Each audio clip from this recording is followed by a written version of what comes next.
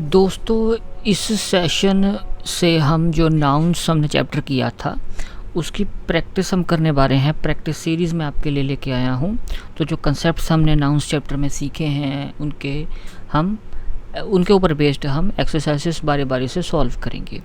तो इस एक्सरसाइज का आपका नाम है pick out the nouns and tell their kinds. आपने वर्ड्स पहचानने हैं कि कौन से वर्ड्स नाउन्स हैं और उनकी आपने टाइप बतानी है। तो एक बार क्विकली आपको मैं रिवीजन करवा देता हूँ कि काइंड्स ऑफ नाउन्स कौन कौन से होते हैं। 5 होते हैं: proper noun, common, collective, abstract और मटेरियल। प्रॉपर नाउन किसी खास यूनिक पर्सन या प्लेस का नाम होता है। कॉमन नाउन आपका आम नाम होता है।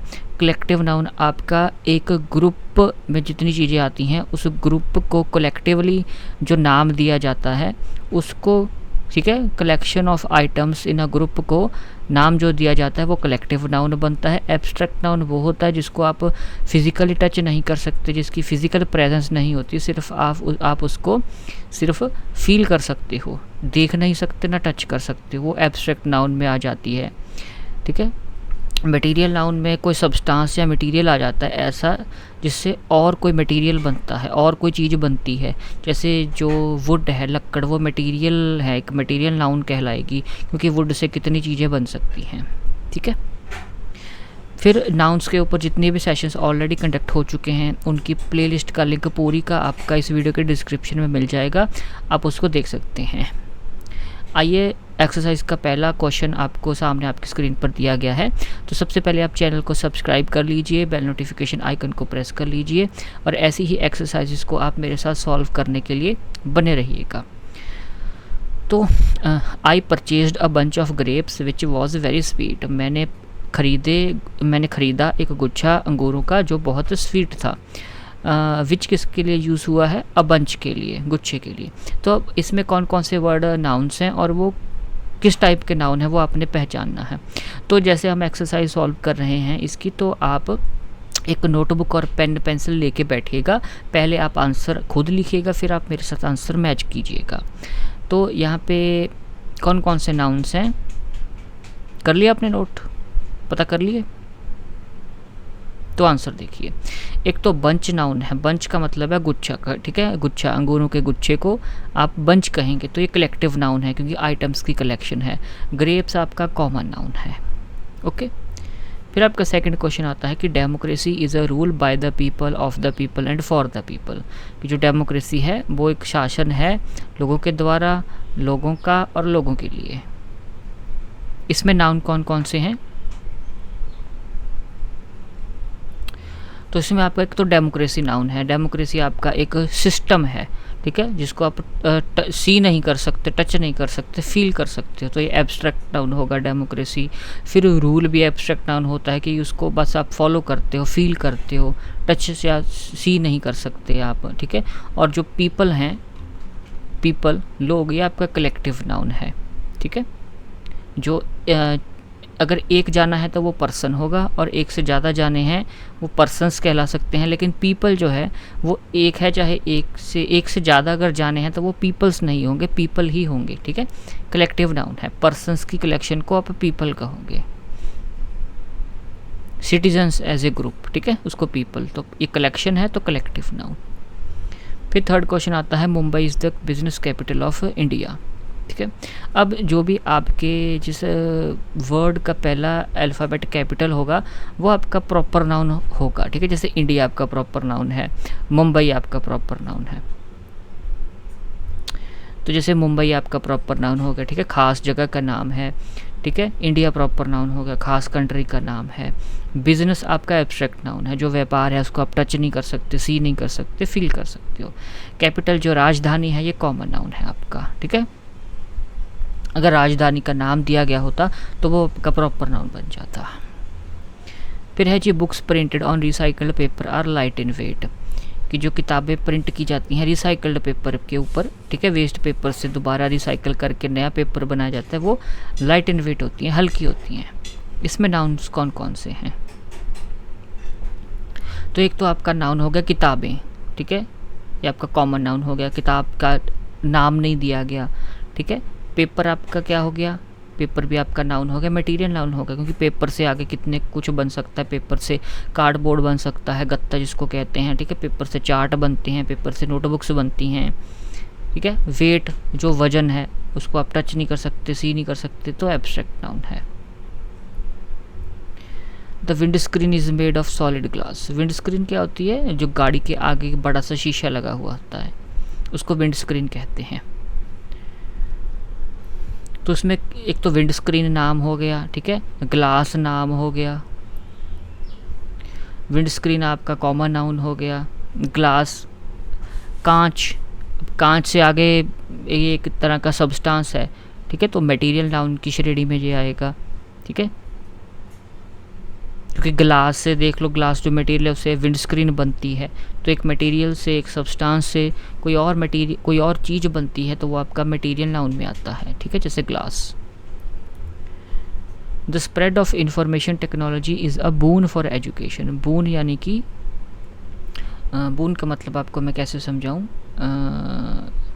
बून का ऑपोजिट होता है श्राप, जिसको बेन कहते हैं, ठीक है। बून का मतलब एक तरीके से लाभदायक हो गया, या क्या कह लीजिए इसको। एक मिनट मैं आपको देख के बताता हूँ कि बून को आप हिंदी में क्या कह सकते हैं।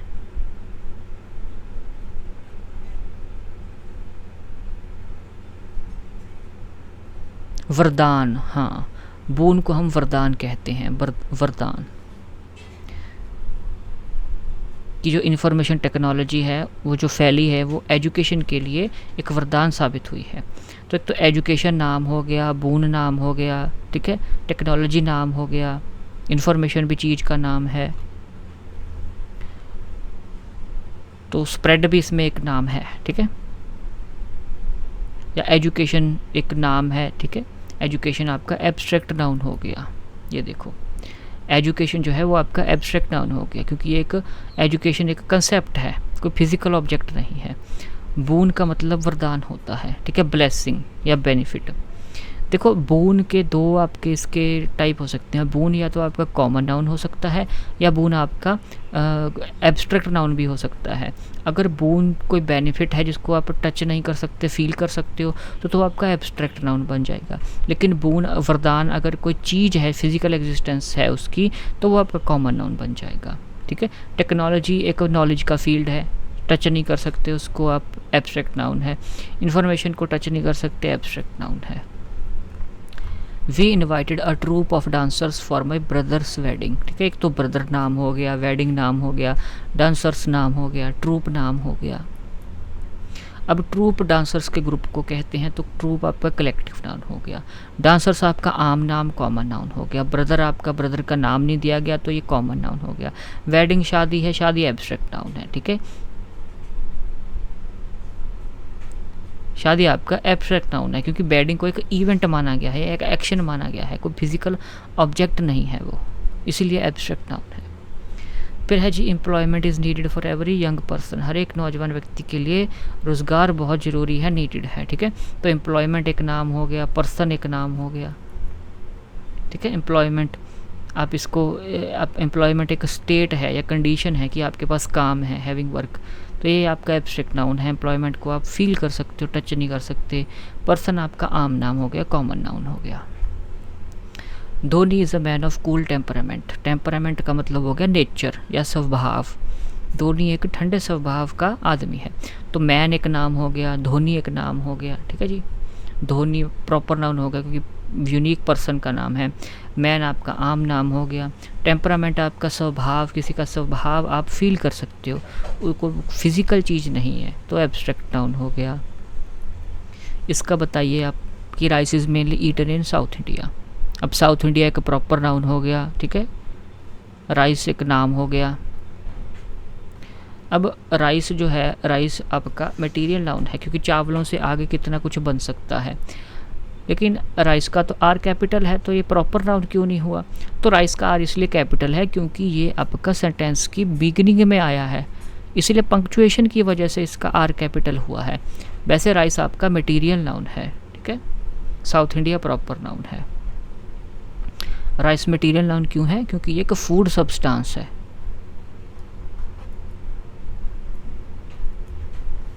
इन a hostel I was living in a suite of 2 rooms, ये SUITE, इसको हमने स्वीट पढ़ना है कि मैं हॉस्टल में मैं रहा करता था 2 कमरे के स्वीट में। तो 2 कमरों की कलेक्शन को स्वीट कहते हैं, तो ये कलेक्टिव नाउन होगा पक्का, ठीक है। हॉस्टल आपका कॉमन नाउन है, एक जगह है लेकिन उस हॉस्टल का नाम नहीं दिया गया तो कॉमन हो गया। स्वीट कलेक्शन हो गया तो कलेक्टिव नाउन। रूम्स कमरे हैं, कॉमन नाउन, ठीक है। जर्नल प्लेसेस के नाम हैं, ये जर्नल नाम है प्लेसेस के।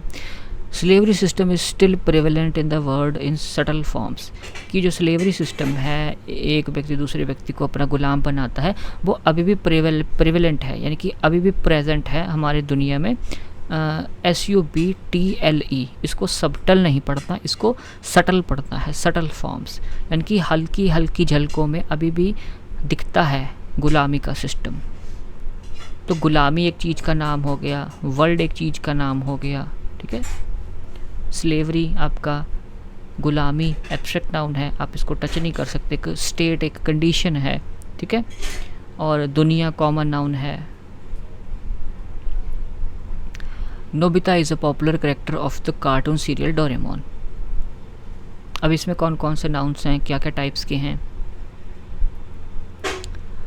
तो नोबिता एक यूनिक करेक्टर का नाम है, डोरेमोन एक यूनिक करेक्टर का नाम है, तो ये प्रॉपर नाउन है। नोबिता और डोरेमोन प्रॉपर नाउन हो गए, ठीक है। तो कार्टून, सीरियल, करेक्टर, ये सभी आम नाम हो गए। Disregard of nature is bringing destruction, कि नेचर को नज़रअंदाज करना हमारे लिए तबाही लेके आ रहा है। अब नेचर एक नाम हो गया, तबाही एक नाम हो गया, ठीक है।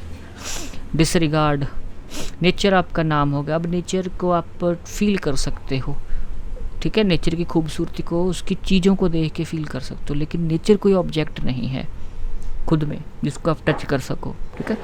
नेचर एक कंसेप्ट है, तो एब्स्ट्रैक्ट नाउन हो गया।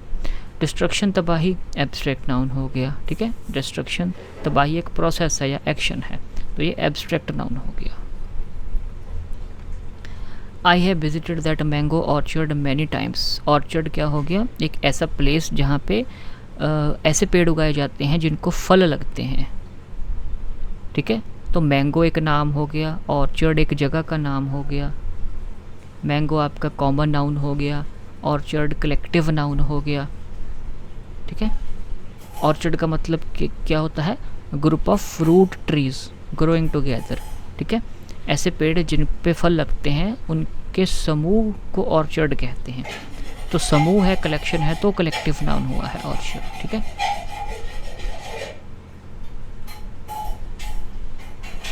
और मैंगो को यहाँ पे कॉमन नाउन माना गया है, फ्रूट का जर्नल नाम।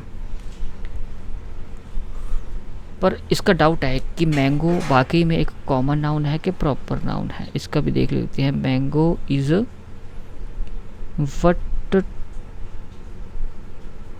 Type of noun.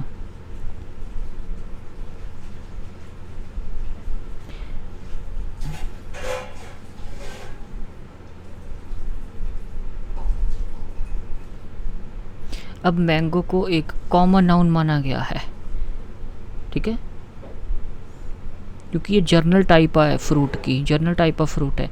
अब मैंगो में भी कितने कैटेगरीज होते हैं, ठीक है। मैंगो में भी अलग अलग कैटेगरीज होती हैं, टाइप ऑफ मैंगोज, ठीक है, इसीलिए कॉमन नाउन है। अगर मैंगो की टाइप का एग्जैक्ट नाम दिया गया होता तो वो आपका प्रॉपर नाउन बनता। ये आपके नाउन्स दे दिए लेफ्ट हैंड साइड पे, ठीक है, और यहाँ पे उनकी टाइप बता दी। ये आपके नाउन है, ये उनकी कुछ टाइप्स हैं, ठीक है।